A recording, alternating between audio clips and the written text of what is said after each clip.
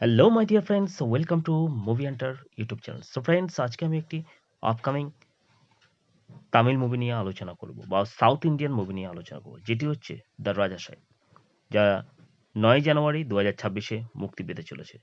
মুভিটির পরিচালনা করেছেন মারুতি দাসারি এবং প্রধান চরিত্রে অভিনয় করেছেন রাজা সাহেব প্রধান চরিত্র ওরফে প্রভাস, দক্ষিণের সুপারস্টার নিধি আগরওয়াল প্রধান নায়িকায় বা ভূমিকায় পালন করেছেন।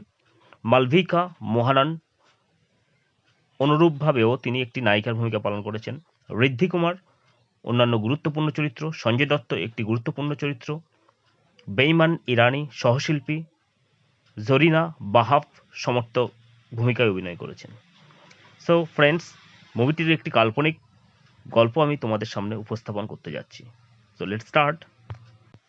অন্ধ্রপ্রদেশের এক প্রত্যন্ত শহরের প্রান্তে দাঁড়িয়ে আছে এক বিশাল পুরনো প্রাসাদ, দেবগড় রাজবাড়ি। শত বছর ধরে সেই প্রাসাদ তালাবন্ধ। লোকমুখে শোনা যায় সেখানে আজও ঘুরে বেড়ায় এক রাজা, যিনি মরেও মরেননি। এই প্রাসাদ আর তার অভিশাপকে ঘিরে জন্ম নিয়েছে অসংখ্য কিংবদন্তি। কেউ বলে সেখানে ঢুকলে আর ফিরে আসা যায় না, কেউ বলে রাজা আজও নিজের হারানো ভালোবাসার অপেক্ষায় রয়েছে।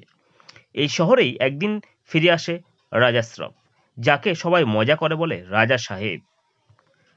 রাজা শেখর ওরফে প্রভাস কোনো রাজপরিবারের সন্তান নয়। সে এক আধুনিক যুবক, হাসিখুশি, অলস, জীবনের দায়িত্ব নিতে ভয় পায়। কাজ বলতে কিছুই নেই, ভবিষ্যৎ নিয়ে কোনো পরিকল্পনাও নেই। তার বাবা মা অনেক আগেই মারা গেছে। ছোটবেলায় সে বড় হয়েছে মামার বাড়িতে। সম্প্রতি মামার মৃত্যু হলে তার হাতে আসে একটি পুরনো উইলস, যেখানে লেখা আছে দেবগড় রাজবাড়ির একমাত্র উত্তরাধিকারী সেই। রাজা প্রথমে বিষয়টিকে গুরুত্ব দেয় না, কিন্তু জানতে পারে সে প্রাসাদের জমির দাম কোটি কোটি টাকা। সে ঠিক করে প্রাসাদ বিক্রি করে বিদেশে চলে যাবে, আরামে জীবন কাটাবে তার শেষ জীবনটুকু। রাজা যখন প্রথমবার দেবগড় রাজবাড়িতে ঢোকে, তখনই অদ্ভুত সব ঘটনা ঘটতে থাকে তার সঙ্গে। দরজা নিজের নিজে বন্ধ হয়ে যায়, বাতাসে শোনা যায় পায়ের আওয়াজ, আয়নায় দেখা যায় অন্য কারো প্রতিবিম্ব।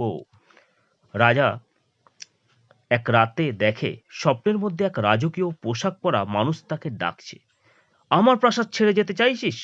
আগে সত্যটা জান। রাজা ভয়ে ঘেমে ওঠে, কিন্তু সে ভীতু নয়, বরং কৌতূহলী। একসময় শহরে আসে এক মেয়ে, অনন্যা ওরফে নিধি আগরওয়াল বা মালবিকা মোহনান, কল্পিত চরিত্র। সে একজন ইতিহাস গবেষক। তার থিসিসের বিষয় দেবগড় রাজবাড়ি ও তার রহস্যময় রাজা। অনন্যা রাজাকে সতর্ক করে বলে, এই প্রাসাদ শুধু ইট পাথরের নয়, এখানে একটা অতৃপ্ত আত্মা বন্দী আছে। রাজা হেসেই উড়িয়ে দেয়, কিন্তু ধীরে ধীরে সে বুঝতে পারে সবকিছু মিথ্যে নয়। এক রাতে রাজবাড়ির গোপন কক্ষে রাজা শেখর মুখোমুখি হয় এক আত্মার। তিনি বলেন, রাজা বিক্রমাদিত্য বা আমি দেবগড়ের শেষ রাজা। বিক্রমাদিত্য ছিলেন কঠোর কিন্তু ন্যায়পরায়ণ শাসক। তার জীবনে একমাত্র দুর্বলতা ছিল ভালোবাসা, নারী, চন্দ্রলেখা। কিন্তু রাজদরবারের বিশ্বাসঘাতকতা, লোভ আর ষড়যন্ত্রে এক রাতে রানীকে হত্যা করা হয়। ভালোবাসাকে রক্ষা করতে না পারার অপরাধে বিক্রমাদিত্য নিজেই আত্মহত্যা করে মারা যান। কিন্তু আত্মা মুক্তি পায় না, প্রাসাদের সঙ্গে সে চিরকালের জন্য আবদ্ধ হয়ে যায়। বিক্রমাদিত্য জানায়, রাজা শেখর শুধু উত্তরাধিকারী নয়, সে তার পুনর্জন্মের অংশ। একই আত্মার দুই রূপ, এক অতীতের রাজা আর এক বর্তমানের অলস যুবক। অভিশাপ ভাঙতে হলে দরকার সত্যিকারের ত্যাগ ও ভালোবাসার প্রমাণ। রাজবাড়িতে থাকতে গিয়ে রাজা আর অনন্যা নানা রহস্য পরিস্থিতির মধ্যে পড়ে। ভূতের সঙ্গে তর্ক, আত্মার সঙ্গে দরদাম, রাতে রান্নাঘরে ভাসমান বাসনপত্র, সব মিলিয়ে ভয় আর কমেডিতে অদ্ভুত মিশ্রণ। রাজা ধীরে ধীরে বদলাতে শুরু করে। সে আর শুধু নিজের কথা ভাবে না। গল্পে নতুন মোড় আসে যখন প্রকাশ পায় রাজবাড়ির অভিশাপ টিকিয়ে রেখেছে এক পরিবারের বংশধর, যারা শত বছর ধরে প্রাসাদের জমি দখলের চেষ্টা করছে। এই পরিবারের বর্তমান সদস্য একজন প্রভাবশালী রাজনীতিবিদ। সে চায় প্রাসাদ ধ্বংস করে সেখানে রিসোর্ট বানাতে। অভিশাপ ভাঙার চেষ্টায় অনন্যা এক রাতে গুরুতর বিপদে পড়ে। অশুভ শক্তি তাকে প্রাসাদের ভিতরে টেনে নিয়ে যায়।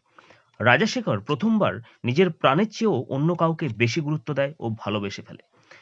শেষ রাতে রাজা শেখর বিক্রমাদিত্যের সামনে দাঁড়িয়ে বলে, যদি মুক্তির জন্য কাউকে মরতে হয়, আমি প্রস্তুত। ঠিক সে মুহূর্তে বিক্রমাদিত্য বোঝে এই রাজা আলাদা, এই মানুষটা সত্যিকারে ভালোবাসতে শিখেছে। রাজা শেখর নিজের স্বার্থ ত্যাগ করে প্রাসাদ রক্ষা করার সিদ্ধান্ত নেয়। সে জমি বিক্রি করে না, বরং প্রাসাদকে ঐতিহ্য কেন্দ্র বানায়। সূর্য ওঠার সঙ্গে সঙ্গে প্রাসাদ কেঁপে ওঠে, বিক্রমাদিত্যের আত্মা শান্তির হাসি নিয়ে মিলিয়ে যায়।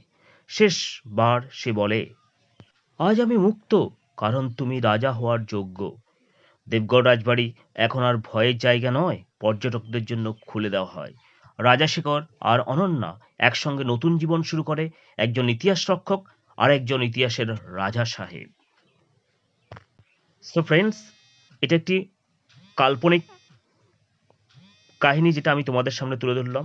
মুভিটি সত্যিকারের রসদ পেতে হলে অবশ্যই তোমাদেরকে সিনেমা হলে যেতে হবে এবং মুভিটির মুক্তির জন্য আমরা সকলেই অধীর আগ্রহে অপেক্ষা করব। ধন্যবাদ। ভিডিওটি ভালো লাগলে লাইক, শেয়ার এবং সাবস্ক্রাইব করবে।